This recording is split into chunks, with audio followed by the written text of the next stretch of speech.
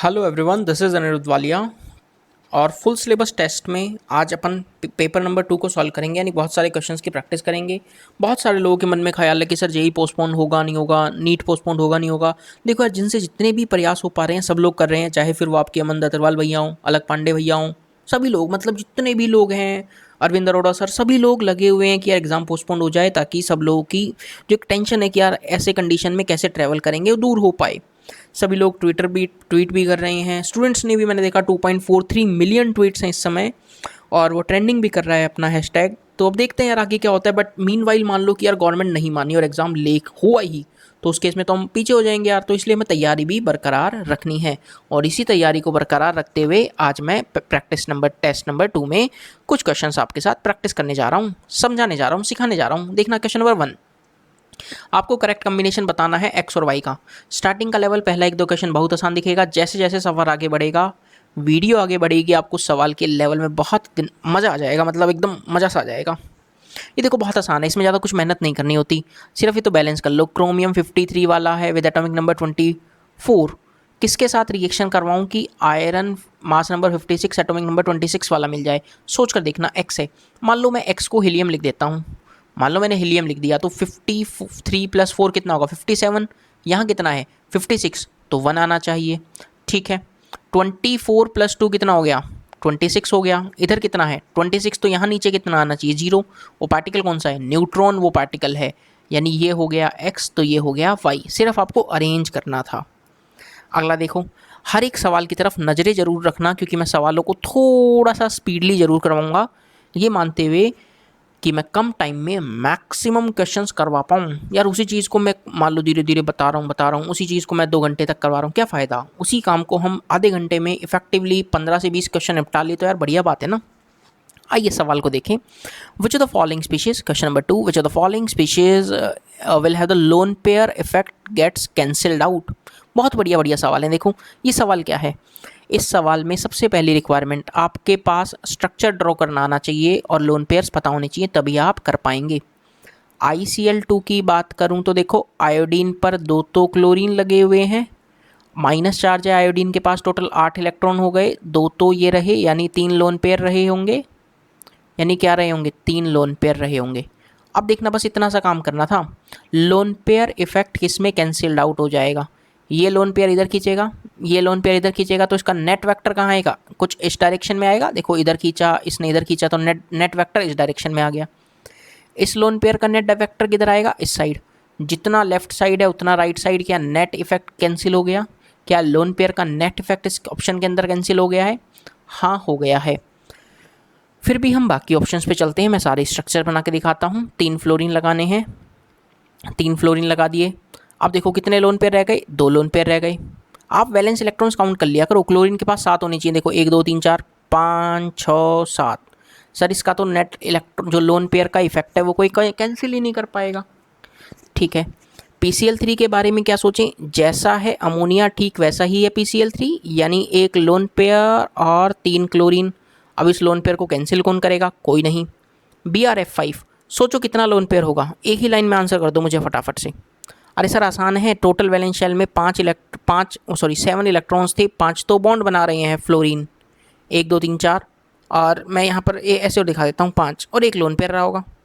एक क्या रहा होगा, लोन पेयर रहा होगा। देख लीजिए, इस लोन पेयर को कौन कैंसिल करेगा, कोई नहीं, यानी सिंगल करेक्ट है, ए ऑप्शन करेक्ट आंसर है।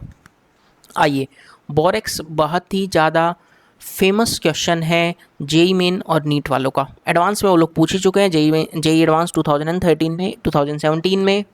क्या है, बोरेक्स का स्ट्रक्चर याद कर लो, नहीं है तो दिमाग में फिट कर लेना। क्या देखना, boron oxygen boron, boron oxygen boron, ओहो यहाँ तो एक ज़्यादा हो गया, एक ही बोरोन आएगा।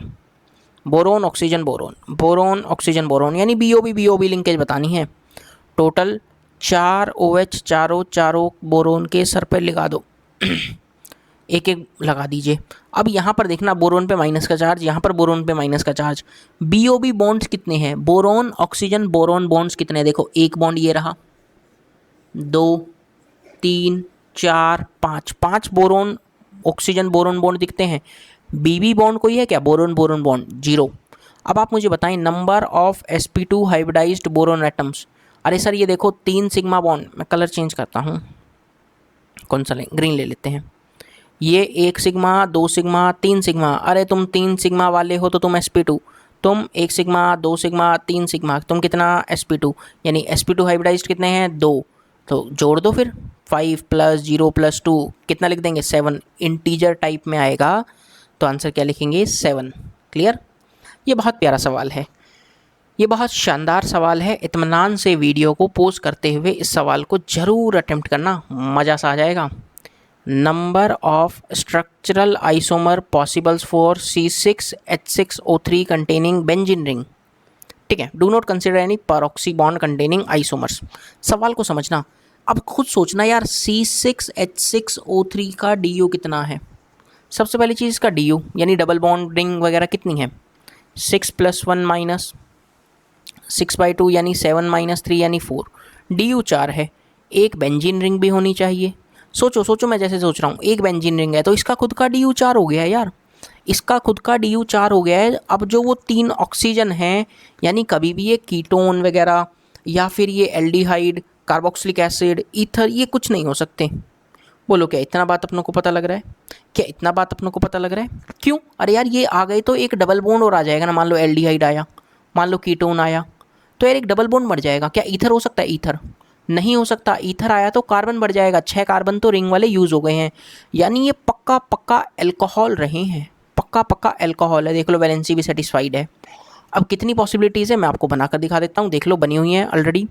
ये 3 पॉसिबिलिटीज़ आपको नज़र आएंगी OH की। OH इन पोजीशंस पे अटैच हो सकता है, ये देख लो 1 2 3, इसको लिख देते हैं 1 2 3 4, और ये 1 3 5, 1 3 5 लिख लो या 2 4 6 लिख लो, बात बराबर है।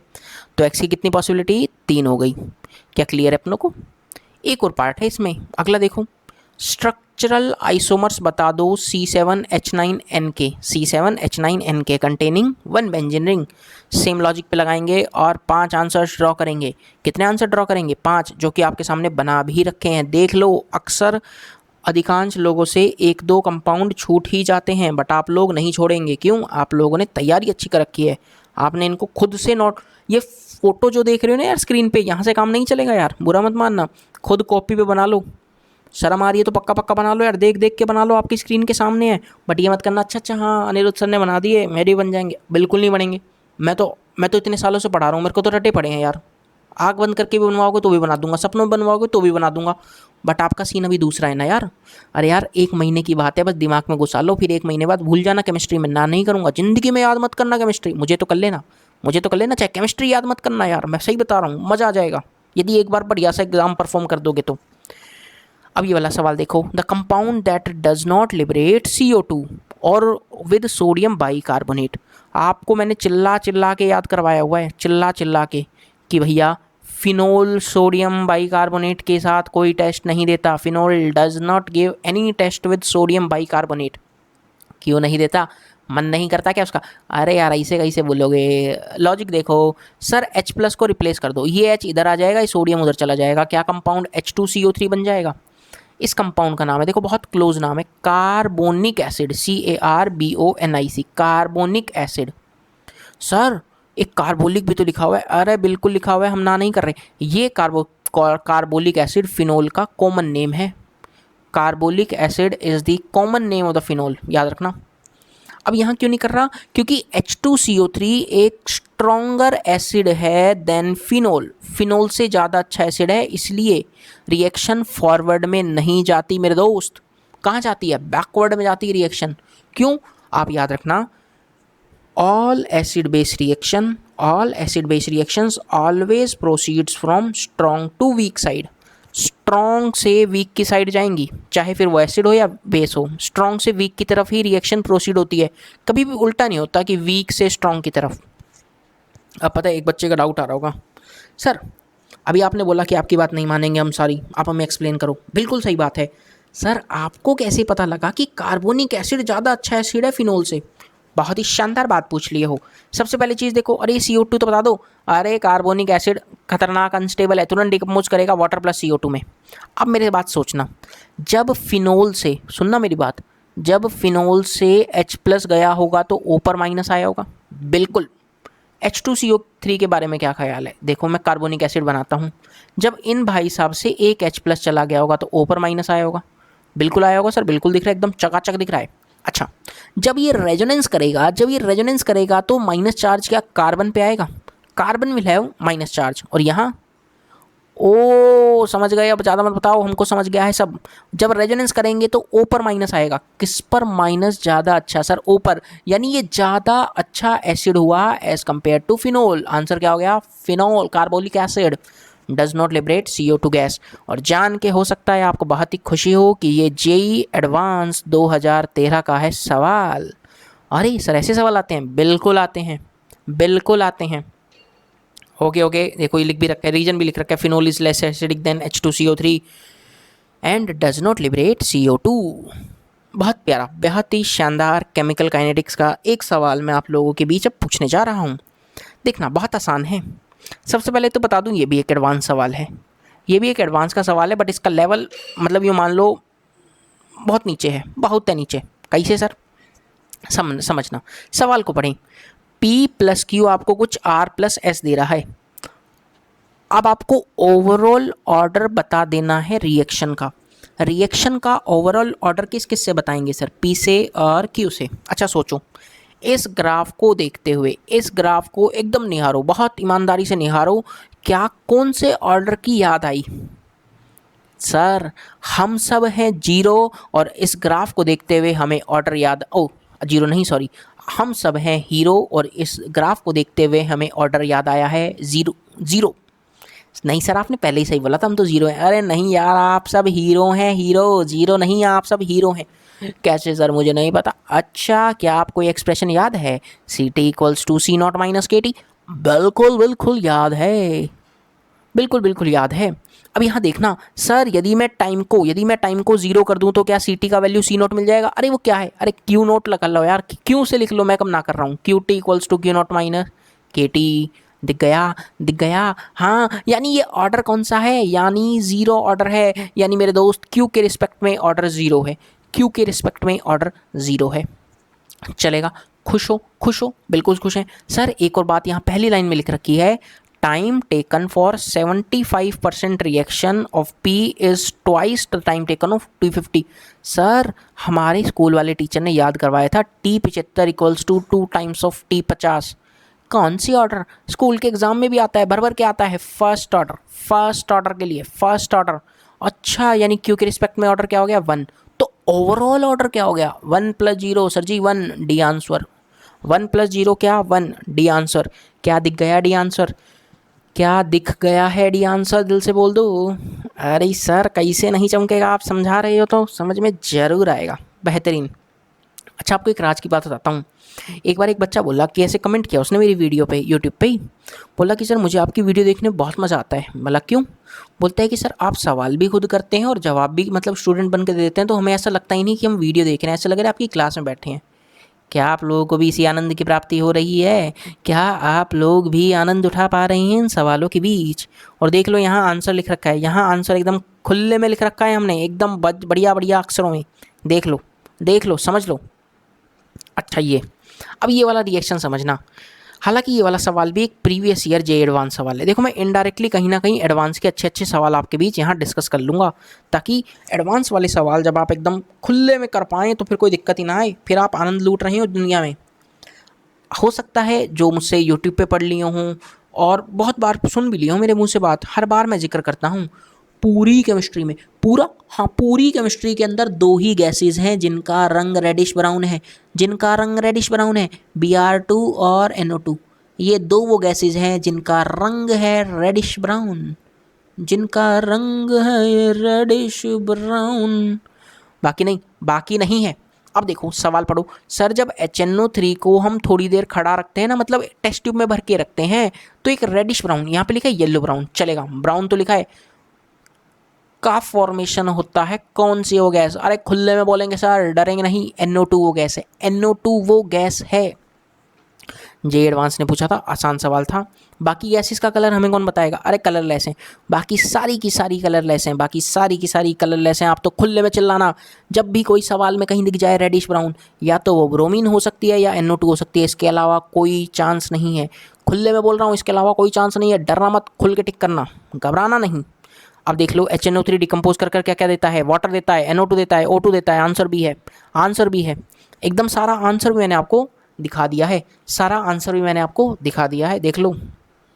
अच्छा ये बता दो अब मेटलर्जी से, अरे सर फिजिकल भी आ रही है, ऑर्गेनिक भी आ रही है और इनऑर्गेनिक भी आ रही है। अरे तुम बताओ तुम्हें आनंद आ रही है नहीं आ रही? अरे सर हमें भी आनंद आ रही है। अब ये देखो sulphide ores are common for the metals. Sir ji option देखो, सिल्वर का क्या सल्फाइड और सुने हैं? हाँ सिल्वर सल्फाइड। कॉपर का चाल्कोपाइराइट CuFeS2। लेड का PbS, लेड का PbS। ओके सर ये तो आंसर हो गया। इसने यही तो पूछा था कि उन मेटल्स का नाम बता दीजिए जो सल्फाइड और बनाएंगी। ये रही वो, सिल्वर भी है, कॉपर भी है, लेड भी है। बाकी बाकी बाकी ये लो आपके सामने। Ores of silver Ag2S, copper की CuFeS2, लेड का PbS, टिन का ऑक्साइड है SnO2, मैंगनीज का KCl.MgCl2.6H2O, एल्यूमिनियम का Al2O3.XH2O। आप नोटबुक में एंड अब इस समय रिवीजन के टाइम आपको ये सब ओर्स को याद कर लेना है। आप इन सभी ओर्स को नाम एकदम खुले में याद कर लेंगे, घबराएंगे नहीं। सर कर लिया याद, आप टेंशन मत कीजिए, बेहतरीन। ये सवाल देखो, हालांकि ये सवाल एक मल्टीपल करेक्ट है। मैंने आपको बोला था जैसे जैसे लेवल बढ़ेगा, जैसे जैसे समय बढ़ेगा आपको आनंद की प्राप्ति होगी। सुनना, बहुत प्यारा सवाल है, एडवांस का ही सवाल है। ये सवाल भी एक एडवांस का ही सवाल है, खुलना सुनना। बेंजीन और नेप्थलीन एक आइडियल सॉल्यूशन बनाते हैं रूम टेम्परेचर पे। बस आइडियल सॉल्यूशन देखकर आंखें खुल जानी चाहिए, और जो आज तक पढ़ा है खुल के लिख दो, एकदम डरो मत, आनंद के साथ लिख दो। Sir delta H mix equals to 0, delta V mix equals to 0। Sir ji delta G जो होता है ना वो नेगेटिव होता है, नेगेटिव क्यों? अरे स्पॉन्टेनियस प्रोसेस, स्पॉन्टेनियस को भूल गए क्या? अरे स्पॉन्टेनियस प्रोसेस। अच्छा डेल्टा G मिक्स लिख लो। सिस्टम की एंट्रोपी बढ़ेगी या घटेगी? अरे सर जी रिएक्शन हो रही है, रिएक्शन हो रही है तो सिस्टम की एंट्रोपी, सिस्टम की एंट्रोपी नो डाउट इंक्रीज करेगी, पॉजिटिव। ठीक है, और बस इतना बात हमें सर बताया जाता है और इतना ही हमें पता है। अरे बस बस इतने से काम चल जाएगा एकदम मज़े में। क्या ए ऑप्शन आंसर है? नहीं। क्यों? आइडियल सॉल्यूशन है जिसका डेल्टा G क्या होगा? नेगेटिव। अरे आइडियल होता या नॉन आइडियल होता, डेल्टा G तो हमेशा नेगेटिव होता, क्योंकि स्पॉन्टेनियस रिएक्शन है, याद रखना। डेल्टा S पॉजिटिव है, बिल्कुल सही बात है। डेल्टा H 0 है, बिल्कुल सही बात है। सर इसको कौन एक्सप्लेन करेगा? अरे हम ही करेंगे। क्या बोल रहा हूँ मैं? Change in entropy of surrounding, surrounding की एंट्रोपी चेंज की कहानी को सोचो। Delta S surrounding equals to 0 लिखा है, सही बात है या गलत बात है? सोच कर देखना। यदि मैं डेल्टा H इक्वल्स टू 0 लिख रहा हूँ तो यार मैं क्या ऐसा बोलना चाह रहा हूँ कि no heat exchange, no heat exchange between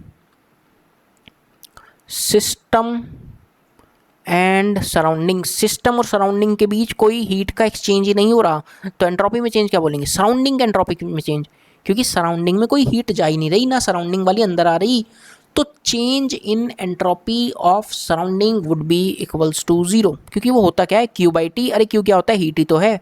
जब डेल्टा 0 है तो सराउंडिंग की जो एंट्रोपी चेंज है वो भी 0, यानी बी आंसर। यानी मल्टीपल करेक्ट में 3 ऑप्शंस करेक्ट हैं, B C D are the right answers for this question. दिख गया? अरे सर जी दिख गया, बेहतरीन। ये देखो थोड़ा बहुत आंसर भी लिख रखे हैं, छोटा मोटा चीज़ जो लिखे हैं लोग, चलो सही है, चलेगा। ये लो लिख गया अपन लोगों ने भी। आगे चलते हैं। बहुत बेहतरीन सवाल, मतलब यूँ मान लेना ऑर्गेनिक की आन बान और शान और जान सब कुछ है ये सवाल इतना प्यारा है ना, मतलब कि जेईई मेन में यदि अच्छे सवालों में शुमार है ये, मतलब जेईई मेन के अच्छे सवालों में यदि कोई आएगा ना इस साल तो एक अच्छा सवाल बनकर आएगा ये। और ये पूरा सवाल को टफ पता है कौन बनाता है? सिर्फ आर वाली रिएक्शन। अरे आप सर जान गए हैं हमारी बातों को, हमारी नज़रें भी सार पे थी। पी और क्यू तो बच्चे बच्चे को पता है, पी और क्यू तो बच्चे बच्चे को पता है। AlCl3 क्लोरीन अपना इलेक्ट्रॉन पेयर देगा, एल्यूमिनियम खींच लेगा और यहाँ से कार्बोकेटाइन बनाएंगे, यहाँ से कार्बोकेटाइन बनाएंगे विद 2 इलेक्ट्रॉन्स। क्या ये एरोमेटिक है? हाँ सर। अच्छा पहले S पर आ जाओ। HCl क्या करेगा सर? बॉन्ड को पोलराइज करेगा, बॉन्ड को पोलराइज करेगा तो O पर माइनस, कार्बन पे प्लस आएगा। अब देखो मैं इसको ऐसे बनाने जा रहा हूँ, बॉन्ड बॉन्ड बॉन्ड, O पर क्या आया? माइनस, उसके साथ क्या अटैच हो गया? H, कार्बन पे क्या रह गया? प्लस। सर मन की आंखों से देखूँ, बोलो बोलो क्या देखना चाह रहे हो आप? अरे सर जी ये देखो इतना वाला पार्ट, इतना वाला पार्ट देखो, क्या इतने वाले पार्ट में 6 पाई इलेक्ट्रॉन्स हैं? 6 पाई इलेक्ट्रॉन्स के साथ ये भी एरोमेटिक है, ये भी एरोमेटिक है। अच्छा फिर बी के बारे में क्या ख्याल है, यानी क्यू? सर ये सोडियम हाइड्राइड के साथ रिएक्शन करवाई है Na+H-। सर अब देखो यहाँ पर 2 H हैं, H- क्या करेगा, एक H+ ले लेगा। मुझे आंसर बताना, जब यहाँ से H+ जाएगा, इस कार्बन से H+ जाएगा तो कार्बन पे कैसा चार्ज आएगा? सर कार्बन पे तो माइनस चार्ज आएगा। रिमूवल किसका हो जाएगा? H2 गैस का रिमूवल हो जाएगा क्या? क्या हम लिख दें खुलने में कि H2 गैस विल रिमूव? क्यों सर क्यों? सोच के देखो ना यार, H- और H+, ये मान लो H+ है, H+ की फॉर्म में निकला तो H2 गैस लिबरेट। अब इसको ध्यान से देखो, इसको खूब ध्यान से देखो, क्या इसके अंदर 6 पाई इलेक्ट्रॉन्स है? जब इसके अंदर 6 पाई इलेक्ट्रॉन्स है तो तुम भी एरोमेटिक हो गए हो। यहाँ तक ज़िंदगी एकदम बहुत बढ़िया चल रही होती है, एकदम मज़े में। सर एरोमेटिक ही पूछा है, अरे तो क्या पता मल्टीपल हो, एडवांस वाला है ना, ये एडवांस टाइप सवाल है, तो पी भी आंसर है, क्यू भी है, आर भी है। सर एस वाला एक्सप्लेन कर दो तो एकदम दिवाली सी हो जाए, एकदम मज़ा सा आ जाए। अरे सारा सवाल का दम ही एस में है, यानी एस आ गया, सॉरी आर, आर के अंदर है, एस नहीं आर। आर के अंदर देखो, आर के अंदर थोड़ी सी इनऑर्गेनिक की नॉलेज काम आएगी। यदि ये सवाल ऑर्गेनिक प्लस इनऑर्गेनिक का ब्यूटी है, ऑर्गेनिक प्लस इनऑर्गेनिक का ब्यूटी है, देख लो क्यों। इनऑर्गेनिक वाला पार्ट बोल रहा है कि जो ये अमोनियम कार्बोनेट लिखा है ना, ये डिकम्पोज करता है मेरे दोस्त, किसमें? अमोनिया प्लस H2CO3 में। ये कंपाउंड डिकम्पोज करता है अमोनिया प्लस H2CO3 में। अब जो ये अमोनिया है, दिस इज़ द न्यूक्लियोफाइल जो इस कार्बन पे अटैक मारेगा। इस पे पार्शियल प्लस तो इस पे पार्शियल माइनस, अमोनिया का लोन पेयर इस कार्बन पे अटैक मारेगा। और आपको मैं रिएक्शन दिखाता हूँ, देखना कैसे होती है। हालांकि ये सारे आंसर्स लिख पे रखे हैं, बट फिर भी आपको समझाने के लिए, अमोनियम कार्बोनेट जो डिकम्पोज करेगा वो अमोनिया प्लस H2CO3 में करेगा। अब देखना, अमोनिया का लोन पेयर इस कार्बन पे अटैक मारा, क्यों? क्योंकि इस कार्बन ने बॉन्ड इधर खिसका, तो इस पे माइनस तो इस पे प्लस, इधर अटैच हो गया NH2। अब वापस से बॉन्ड पोलराइज करेगा तो इस पे माइनस इस पे प्लस, तो NH2 का लोन पेयर फिर इस पे अटैक मारेगा, रिंग बनाएगा। इधर OH आ गया, इधर देखो O- आया होगा, H ले लिया तो OH। अब 100 से 115 डिग्री सेल्सियस हीट का रखा है, तो बगल वाले कार्बन से HOH निकाल के, यानी वाटर निकाल के डबल बॉन्ड, बगल वाले कार्बन से HOH निकाल के वाटर का removal, double bond. This is the final compound. अब इस फाइनल कंपाउंड को ध्यान से देखें तो 6 पाई इलेक्ट्रॉन्स हैं, तो ये भी एरोमेटिक, ये भी एरोमेटिक, यानी करेक्ट आंसर चारों हैं ABCD, यानी करेक्ट आंसर चारों हैं ABCD। क्या अपने को ABCD दिख रहा है? क्या अपने को ABCD दिख रहा है? देखो यहाँ से यूँ नहीं कि सर क्या हमारे पेपर में भी सेम सवाल आएगा, कोई नहीं जानता इसका आंसर, मैं क्या कोई नहीं बता सकता, बट हो सकता है इन चार में से कोई एक रिएक्शन आपके पेपर में आ जाए, तो आपको क्या करना है, सही करना है। क्लियर है? आपको सवालों को सीखना है, यूँ नहीं कि सवालों को रटना है, सवालों को अप्रोच कैसे कर रहा हूँ, कोई भी सवाल आ सकता है यार दोस्त, आपको बस उन चीज़ों को मेरे साथ सीखते हुए चलना है। क्लियर है? ये सारा मैंने लिखा दिया है। ये भी एक बहुत प्यारा सवाल है, देखो इंटीजर में आया तो number of carboxylic acid groups in the product P, यहाँ पर डबल बॉन्ड लगा लेना, यहाँ पर क्या लगा लेना, डबल बॉन्ड। हो सकता है कि आपको सवाल अच्छा लगे, आप एक बार ट्राई कर सकते हैं, आप एक बार ट्राई कर सकते हैं, मज़ा सा आ जाएगा। देखना मैं बताता हूँ, सबसे पहले हाइड्रोलिसिस किया है, फिर हीट। हाइड्रोलिसिस करेंगे तो ये वाला बॉन्ड टूट जाएगा, एक को OH दे दो, दूसरे को H दे दो, यानी compound would be like this, double bond O double bond O। यहाँ पर क्या बन गया, C double bond O OH। यहाँ पर क्या बन गया, C double bond O OH। ठीक है सर, आसान है ये तो।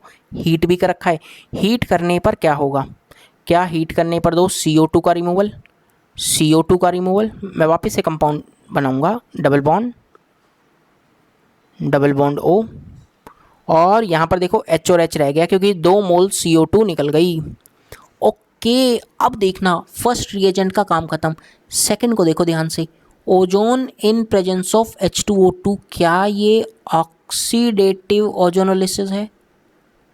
क्या ये ऑक्सीडेटिव ओजोनोलाइसिस है? ऑक्सीडेटिव में क्या करते हैं, डबल बॉन्ड को तोड़ते हैं और OH OH जोड़ते हैं, डबल बॉन्ड को तोड़ दो, डबल बॉन्ड को तोड़ दो, OH OH जोड़ दो, ये तो एज इट इज़ रहेगा, double bond O double bond O।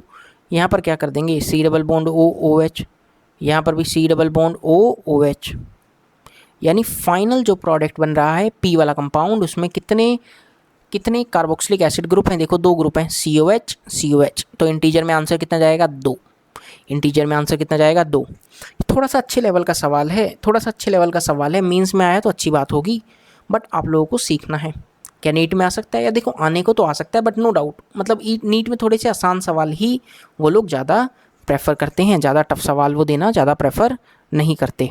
But आप इस सवाल को सीख पाए हैं, उम्मीद कर रहा हूँ ये सारी बातें अपने को क्लियर हो रही होंगी। तो आज की क्लास में हम लोगों ने काफ़ी सारा क्वेश्चन किया है, बढ़िया बढ़िया सवालों को मैं आपके बीच लाया हूँ।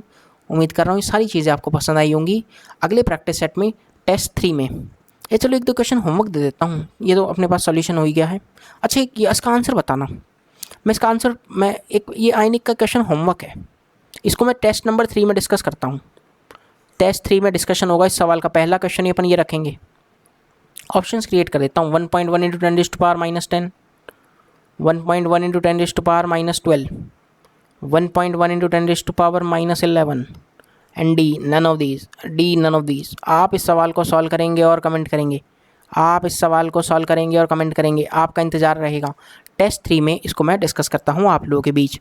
तो उम्मीद कर रहा हूँ ये सारी बातें अपने को क्लियर हुई होंगी। इस तरह से हम आगे बढ़ेंगे, बहुत ज़्यादा टेंशन मत लीजिए, आप अपनी पढ़ाई को बरकरार रखें, एग्ज़ाम के पोस्टपोन होने की टेंशन को अपने ऊपर हावी ना होने दें, सवालों को करते रहें और मस्त रहें। चैनल को सब्सक्राइब कर लेना। दिस इज़ अनिरुद्ध वालिया, और अपन अगली वीडियो में कुछ और बेहतरीन सवालों की बात करेंगे। टेस्ट 3 ड्यूरेशन बड़ी करनी है, ज़्यादा बढ़ाना है, कम बढ़ाना है, प्लीज़ बता देना कमेंट करके, आपके कमेंट्स का मैं इंतज़ार करूँगा और इसका करेक्ट आंसर का मैं इंतज़ार ज़रूर करूँगा।